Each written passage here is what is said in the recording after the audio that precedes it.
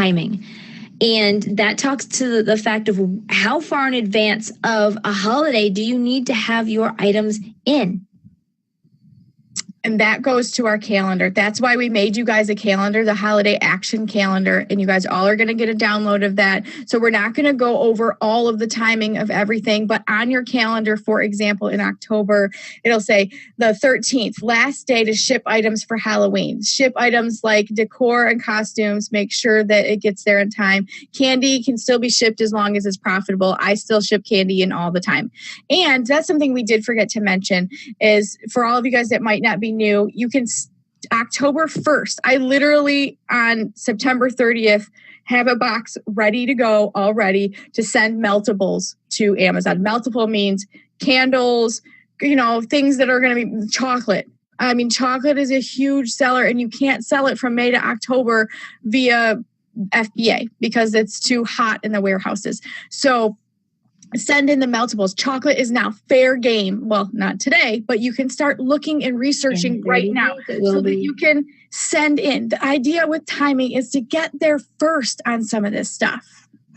If you have holiday specific stuff, when it hits the store shelves, and you're doing RA, there's some seasonal stuff, there's some limited stuff that you want to be first to the game. If you are first in the gate, you are going to get the highest prices. Because as soon as there's more people, it's supply and demand.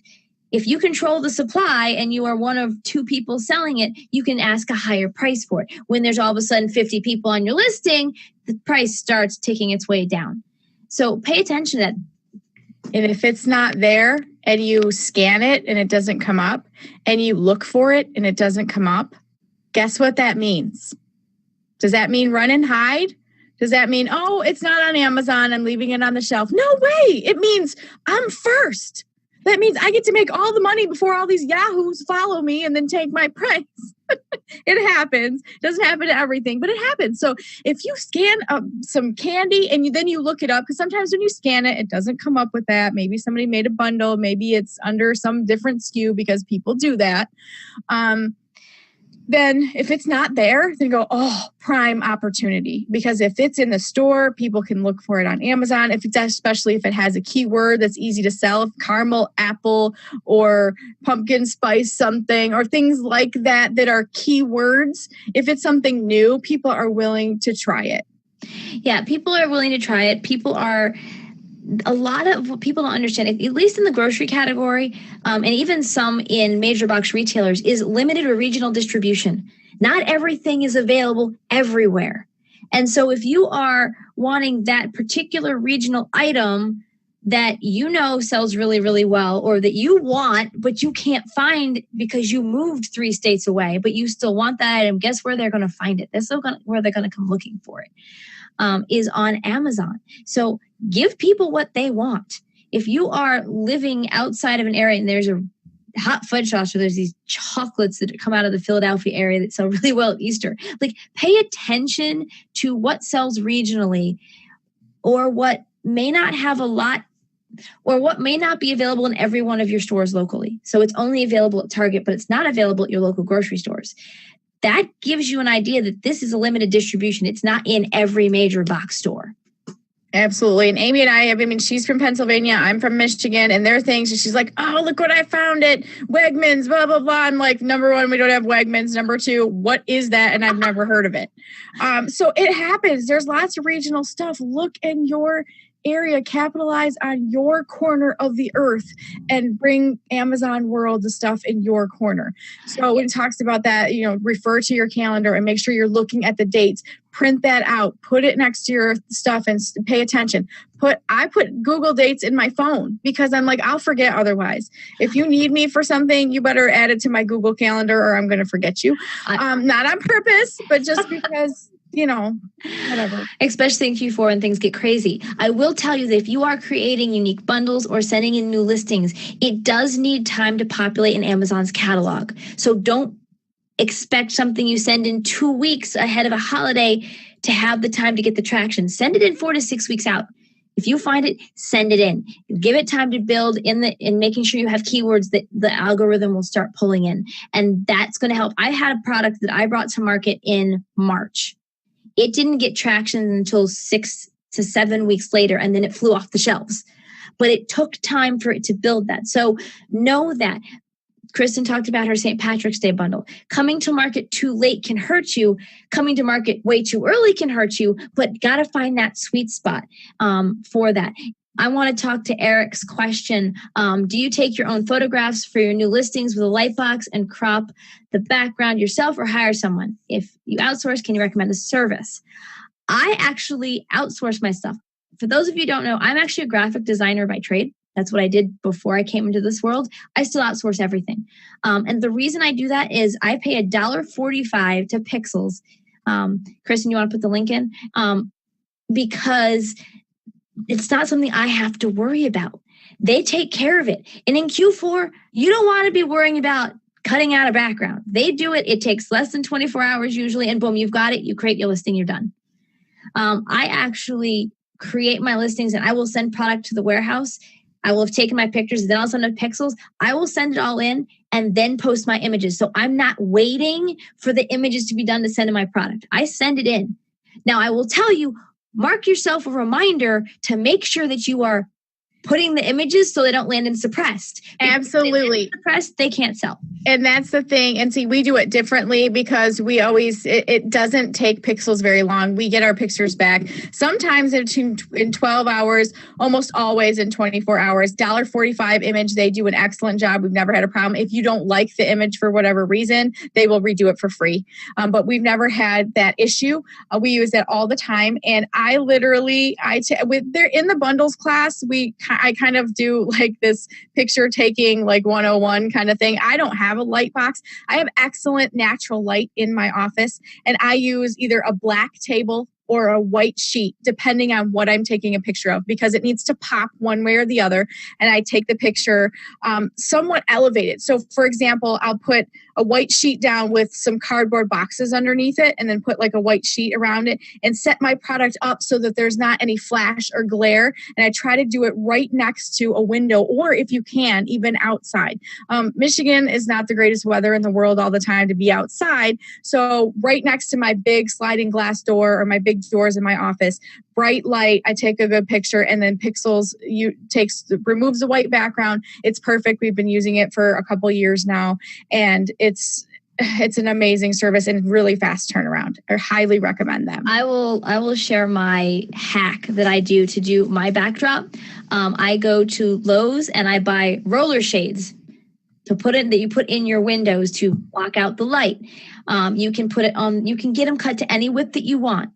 You can do it on, if you don't have a wall to put on, you can do it on the back of your door, and then just put a table in front of it, pull it down, lay it out, put your product on it.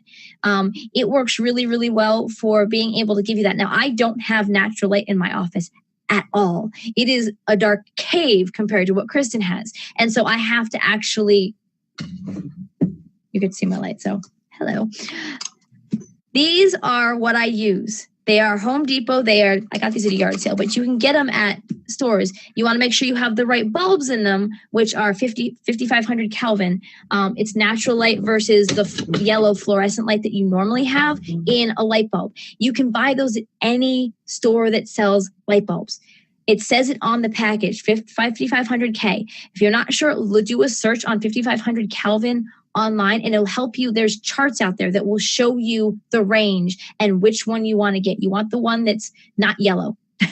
Okay, Michelle wants to know, does Pixels combine your pictures for your bundles as well? Like if you need to put two pictures together? I've never had them do that. I've never asked. If Pixels does anything, it's going to cost you more than $1.45 to do that. What I would do in that situation is I would find someone on Fiverr that says, I have these 5 images. Can you make them into one? Yeah. It's worth spending $5 on your bundle. And there's some people on Fiverr as well. If you don't want to use Pixels, I've had people on Fiverr that will do, I personally haven't done this, but people in the Mommy Income group have said that they've used someone on Fiverr that does an excellent job, and they'll do up to 10 for $5. So, or not up to 10, up to 20 for $5. And so it depends on turnaround time. I would check all the different places. I personally use Pixels because number one, they're 100% reliable. Number two, it's It's cheap, fast, and effective, and I don't need very many. So I don't need 20 pictures done at a time from someone from Fiverr. So Pixels, sometimes I only need 1 or 2, and that's all I need. And I can rely on them. I know within 24 hours, my image is going to be ready. I don't want to wait. I want my bundle to go to Amazon. And I always put mine in instead of wait, because I'll forget. What I do for bundles is I will lay out my thing on a table. I will put everything face up and I will stand on a stool over it and shoot down. That way I'm getting every product, and Pixels is really great about removing that and making it look nice. So depending on what size products you are bundling together, consider doing that so that you don't have to try and manage the putting and merging of images together. But that's entirely possible. Maybe if you're ordering from a wholesaler and you're putting 2 images together and you're not even taking the photo yourself, perfect. They will do that. They'll splice 2 together and it should be just fine. So there's that. Okay, we've got to move on from timing. We're going to talk about replens. Okay, really quick. If you have replenishable items, then remember in Q4 that people are still buying the same stuff that they're always buying, but they're just buying more of it. Or they want to add extra to their cart. Oh, I also need toilet paper and shampoo, and I need my coffee creamer, and I need this and that. Okay, add to cart, add to cart, add to cart. Like that's like the number one phrase of Q4, add to cart. They're online. They might as well do all of their shopping while they're there. So they're going to add all those replens to the cart. And Kristen will tell you her experience of what happens when you forget about your replens. And you get that lovely report from Amazon. They're like, you lost $2,526 in sales in the past 30 days because you forgot to restock XYZ. I hate that report. I mean, I love it and hate it because then it reminds me, oh yeah, I need to send that stuff in. But that's really what happens. So double up on your replens. Number one, because you just might forget in the frenzy of Q4 and you're going to get shiny object syndrome because everybody does. That happened to me today. I got shiny object syndrome because I went to the store and I went for something and then I ended up going 20% off clearance in every place. I'm like 20% off, additional on clearance. And I'm like, I wasn't supposed to buy anything and I've got like bags of stuff. I'm like, I need to leave. I was in a super hurry too. So I'm like, I have to go back. But that was fun.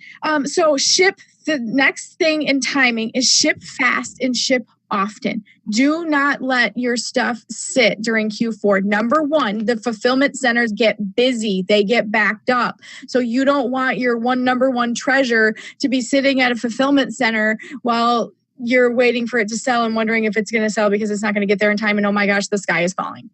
And it's not even just the fulfillment centers that get jammed. The shipping companies to get your product to the fulfillment centers get jammed. And so you want to make sure that you give everything enough time.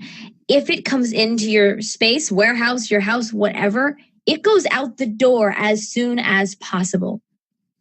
Get it in, get it out, because it's not making you money sitting on your floor. Right. It's not like, oh, I'll get to it. And I understand people have full-time jobs and they're doing this on the side as a side hustle. A lot of people are. And I understand that, but it's also Q4 and this is the time where your income doubles. So you can double your workload if you need to. And you can take a vacation in January. You have my personal permission because I do. Why do you think I take like vacations in January? Because Q4 is crazy and I need a break.